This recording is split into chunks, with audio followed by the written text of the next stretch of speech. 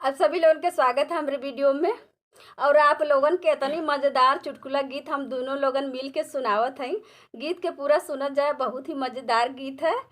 और ये गीत है पति के लिए, जेकर जेकर पति बिगड़ल हवा उनके सुधारे बदे गीत है। और गीत के पूरा लाइन सुनल जाए, बहुत ही जोरदार गीत है, सुंदर और मजेदार गीत है। मजा आ जाए, ढेर सारा आशीर्वाद देवल जाए। पूरा सुनल जाए तब मजा आए। अच्छा लगे, मेहनत करके बनावल जाता था। और देखा गर्मी से एकदम भीजल हवल जा, इतनी मेहनत लागत है वीडियो बनावे।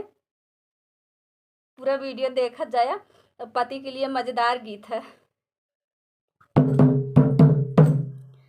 पनवा हम मांगली सुपारी लेके आइला, सुपारी लेके आइला, मार लगनी अरे हो मार लगली, अब खींच के बेलनवा हो मार लगली, पिया के खींच के बेलनवा हो मार लगनी, पिया के खींच के बेलनवा हो मार लगली।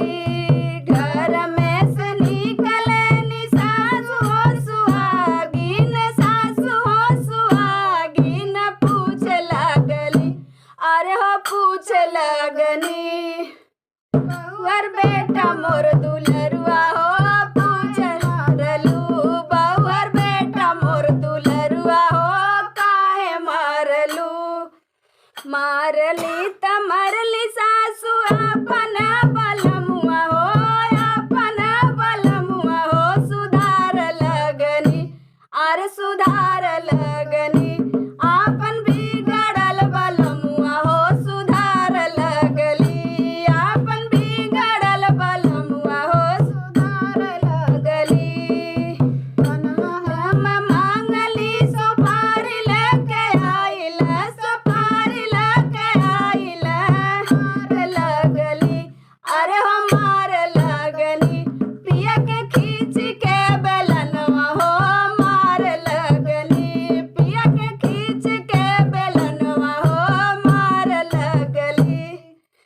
घर में से निकलनी जेठनी सुहागिन, जेठनी मोर सुहागिन, पूछ लगली अरे हो पूछ लगली, बहुअर देवर मोर दुलरुआ हो पूछ मारलू, बहुअर देवर मोर दुलरुआ हो काहे मारलू, मारली त मारली जेठनी आखड़ल दरवा हो सुधार लगनी अरे सुधार लगनी, आपन बिगड़ल बलमुआ हो सुधार लगली, आपन बिगड़ल बलमुआ हो सुधार लगली।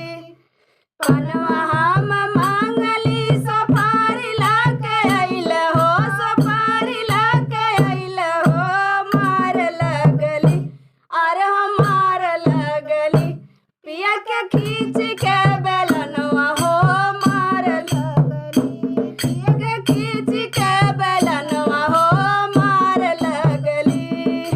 घर में से निकलनी ननदा सुहागिन हो, ननदा सुहागिन हो पूछ मारलू अरे हो काहे लगली, भाभी भैया मोर दुलरुआ हो काहे मारलू, भाभी भैया मोर दुलरुआ हो काहे मारलू, मारली त मारली ननदा अपन बलमुआ हो सुधार लगली अरे सुधार लगली, आपन बिगड़ल बलमुआ हो सुधार लगली, आपन बिगड़ल बलमुआ हो सुधार लगली, आपन बिगड़ल बलमुआ हो सुधार